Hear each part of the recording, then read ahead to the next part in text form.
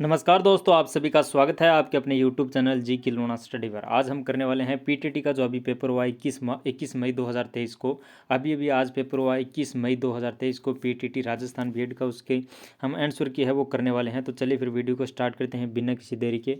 और ये जो अभी इस बार है वो पीटीटी के जो पेपर है वो हमें दिए गए हैं साथ में। तो MKP जो पेपर बुकलेट नंबर है वो सीरीज़ है MKP वाली। तो आप मिलान कर लेना, अगर आपकी जो सीरीज़ है वो नहीं मिल रही है तो आप प्रश्न के अपने पेपर के अंदर है वो चिन्ह है वो लगा लेना और मिलान कर लेना। एक नंबर प्रश्न हमारा रहा कि राजस्थान का राज्य नृत्य क्या है।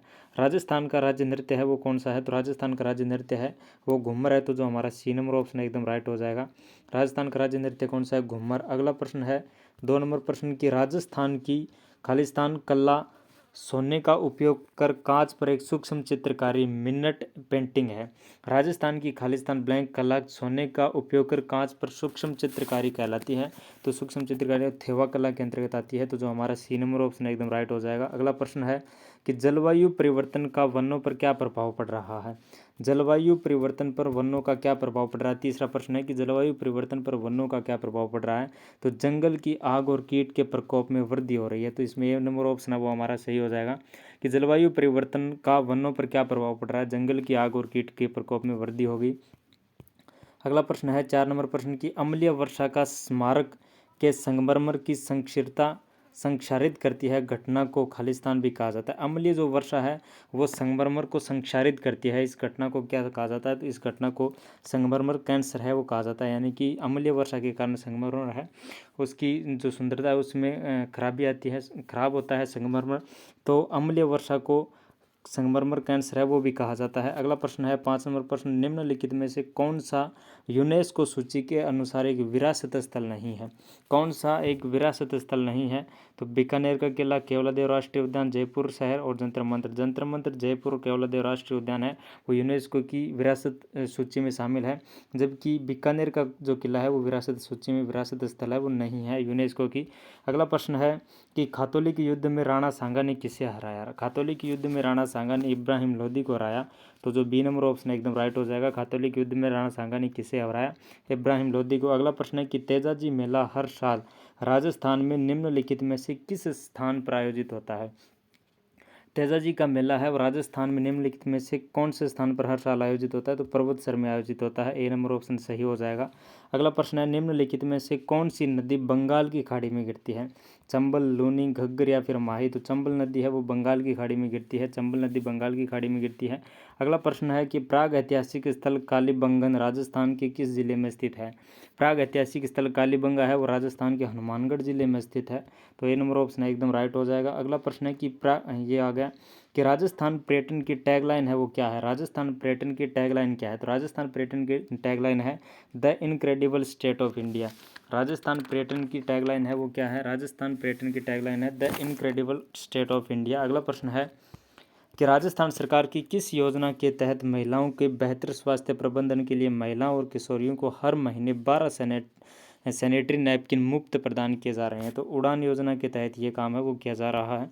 अगला प्रश्न है कि राजस्थान भारत का पहला ऐसा राज्य बन गया है जिसमें बड़े पैमाने पर संचय और प्रतिष्ठानों के ब्लैंक GW को पार कर लिया है, गीगावाट को पार कर लिया। राजस्थान का पहला ऐसा राज्य बन गया है राजस्थान भारत का पहला ऐसा राज्य बन गया है जिसने बड़े पैमाने पर संचय और प्रतिष्ठानों के खालिस्तान गीगावाट को पार कर लिया है।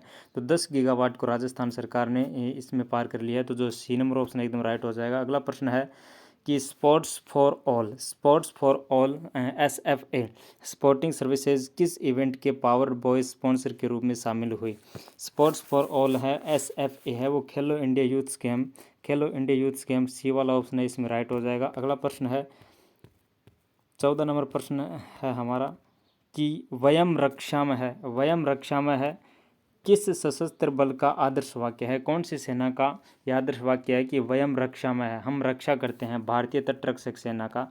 तो जो बी नंबर ऑप्शन एकदम राइट हो जाएगा। अगला प्रश्न है 15 नंबर प्रश्न की कौन सा शहर 2023 में 5वें आसियान भारत व्यापार शिखर सम्मेलन का मेज़बान करेगा। कौन सा शहर है वो 2023 में 5वें आसियान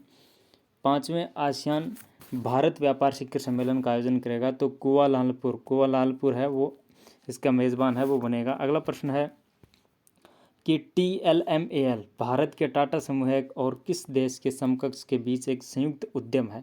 TLMAL भारत के टाटा समूह और किस देश के समकक्ष के बीच एक संयुक्त उद्यम है, तो ये यूएसए के मध्य एक संयुक्त उद्यम है। अगला प्रश्न है 17 नंबर प्रश्न के निम्नलिखित में से किस शहर में आयुष मंत्रालय ने विश्व होम्योपैथी दिवस पर वैज्ञानिक सम्मेलन आयोजित किया। निम्नलिखित में से किस शहर में आयुष मंत्रालय ने विश्व होम्योपैथी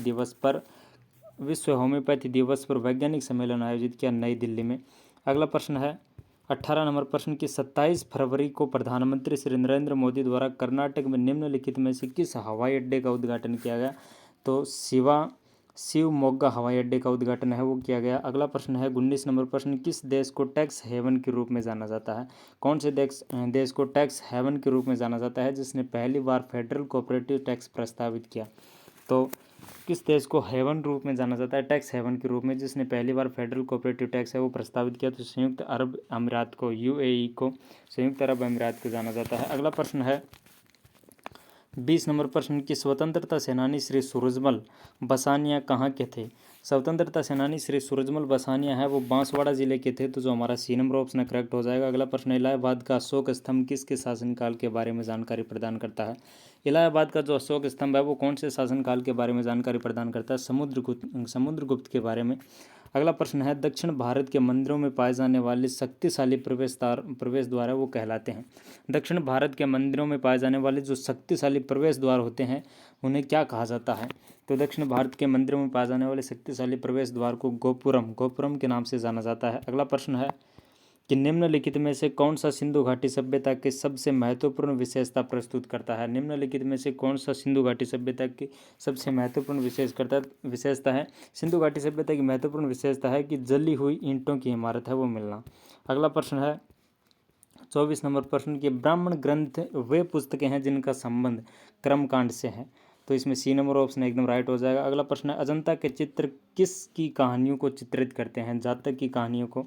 अगला प्रश्न है कि 10,000 फीट से ऊपर विश्व की सबसे लंबी राजमार्ग सुरंग किस राष्ट्रीय राजमार्ग पर स्थित है? तो राष्ट्रीय राजमार्ग 3 पर। अगला प्रश्न है निम्नलिखित में से किस शासक को अभिनव भारताचार्य के नाम से जाना जाता है? कौन से शासक को अभिनव भारताचार्य के नाम से जाना जाता है? तो राणा कुंभा को।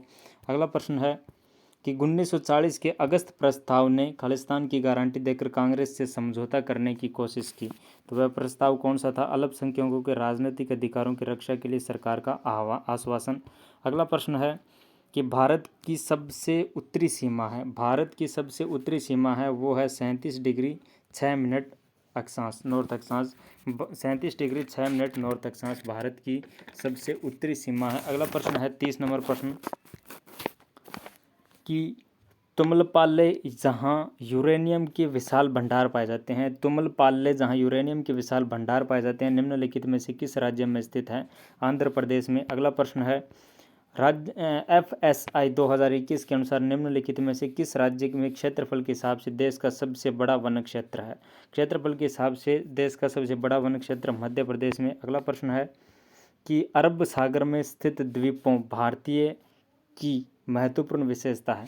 अरब सागर में स्थित द्वीपों की महत्वपूर्ण विशेषता है वो है वे सभी प्रवाल मूल के हैं, सभी द्वीप है वो प्रवाल मूल के हैं। अगला प्रश्न हो जाएगा कि उत्तर पश्चिम में अंतर उष्ण कटिबंधीय विसरण क्षेत्र के मध्य में शुष्क और गर्म हवाओं को किस नाम से जाना जाता है? तो लू के नाम से जाना जाता है। अगला प्रश्न है भारत का विश्व का सबसे बड़ा उत्पादक है? भारत विश्व का सबसे दालों में उत्पादक है। अगला प्रश्न हो जाएगा कि निम्नलिखित में से किस महिला को स्वतंत्रता आंदोलन की ग्रैंड ओल्ड लेडी के रूप में जाना जाता है? कौन सी महिला को स्वतंत्रता आंदोलन की ग्रैंड ओल्ड लेडी के रूप में जाना जाता है? तो अरुणा आसफ अली को। तो डी नंबर ऑप्शन एकदम राइट हो जाएगा। अगला प्रश्न है किस व्यक्ति को भारत का बर्डमैन के नाम से जाना जाता है? तो सलीम अली को भारत का बर्डमैन के नाम से जाना जाता है। अगला प्रश्न है कि अमजद अली खान निम्नलिखित में से किस वाद्य यंत्र से संबंधित है?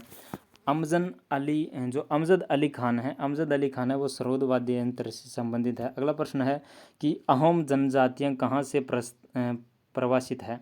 अहोम जनजातियाँ हैं वो कहाँ से प्रवासित हुई? म्यांमार से प्रवासित हुई। अगला प्रश्न है कि अहोम जनजातियाँ, ये आ गया, म्यांमार से प्रवासित हुई। और निम्नलिखित में से कौन सी पहली भारतीय महिला थी जो अंतरिक्ष में गई? कल्पना चावला। ए नंबर ऑप्शन एकदम करेक्ट हो जाएगा। अगला प्रश्न है कि निम्नलिखित में से कौन सभी कार्यवाहक राष्ट्रपति नहीं बन सकता? नहीं, निम्नलिखित में से कौन सभी कार्यवाहक राष्ट्रपति नहीं बना? इनमें से कौन है जो कि राष्ट्रपति नहीं बना? एम हिदायतुल्लाह है, वी गिरी, बी डी जत्ती या फिर जाकिर हुसैन? तो जाकिर हुसैन है वो राष्ट्रपति नहीं बने। अगला प्रश्न है 41 नंबर प्रश्न कि भारत का शेक्सपियर किसे कहा जाता है? भारत का शेक्सपियर किसे कहा जाता है? तो भारत का शेक्सपियर है वो महाकवि कालिदास को कहा जाता है। महाकवि कालिदास संस्कृत के प्रकांड व्याख्याता थे, तो इस कारण महाकवि कालिदास को भारत का शेक्सपियर कहा जाता है। अगला प्रश्न है कि निम्नलिखित में से कौन सा क्योटो प्रोटोकॉल का प्राथमिक एजेंडा है? क्योटो प्रोटोकॉल का जो प्राथमिक एजेंडा है वो है ग्रीन हाउस गैसों के मानव जाति स्रोतों को नियंत्रित करें। अगला प्रश्न है कि नमामि गंगे परियोजना के मुख्य स्तंभ कौन कौन से हैं? नमामि गंगे परियोजना के मुख्य स्तंभ है वो कौन से हैं? नमामि गंगा परियोजना के मुख्य स्तंभ है वो है ये मल उपचार आधारभूत संरचना है, रिवर फ्रंट विकास के लिए, रिवर स्थायी सफाई के लिए, यानी ये सभी वाला ऑप्शन है वो राइट हो जाएगा, ये नंबर। अगला प्रश्न है 44 नंबर प्रश्न, यामिनी कृष्णमूर्ति निपुण प्रतिपादक है। यामिनी कृष्णमूर्ति निपुण प्रतिपादक है भरतनाट्यम की, तो सी नंबर ऑप्शन करेक्ट हो जाएगा। अगला प्रश्न है 45 नंबर प्रश्न की ब्लैंक, खालिस्तान को लोकप्रिय के रूप में फ्लाइंग सिख के नाम से जाना जाता है। फ्लाइंग सिख के नाम से मिल्खा सिंह को जाना जाता है। अगला प्रश्न है कि नोबेल पुरस्कार जीतने वाले पहले भारतीय वैज्ञानिक कौन थे? नोबेल पुरस्कार जीतने वाले पहले भारतीय जो वैज्ञानिक थे वो सीवी रमन थे, सीवी रमन। अगला प्रश्न है 47 नंबर प्रश्न की इनमें से किस गैस को सरकार द्वारा प्रदूषण निवारण और नियंत्रण अधिनियम द्वारा निश्चित सीमा से अधिक जारी करने की अनुमति नहीं है? कौन सी गैस को अधिक जारी करने की अनुमति नहीं है? तो नाइट्रोजन को है। अगला प्रश्न है कि रामसर संरक्षण क्या है? रामसर संरक्षण है वो क्या है? 48 नंबर प्रश्न है। रामसर संरक्षण है वो यह आर्द्र भूमि के संरक्षण और विवेकपूर्ण उपयोग के बारे में है, तो जो बी नंबर ऑप्शन एकदम करेक्ट हो जाएगा। अगला प्रश्न है 49 नंबर प्रश्न कि निम्नलिखित में से कौन सा अधिनियम भूमि और अन्य संसाधनों पर जंगल में रहने वाले समुदायों के अधिकारों से संबंधित है? कौन सा अधिनियम है जो कि भूमि और अन्य संसाधनों पर जंगल में रहने वाले समुदायों के अधिकारों में संबंध है? तो वन अधिकार अधिनियम FRA, वन अधिकार अधिनियम FRA 2006 के अंतर्गत है, तो सी नंबर ऑप्शन करेक्ट हो जाएगा। अगला प्रश्न है 50 नंबर प्रश्न के निम्नलिखित में से कौन सा अधिनियम भूमि और अन्य संसाधनों पर ये तो आ गया 49 नंबर। 50 नंबर प्रश्न है कि ओजोन परत की रक्षा के लिए निम्नलिखित में से कौन सा सम्मेलन हुआ?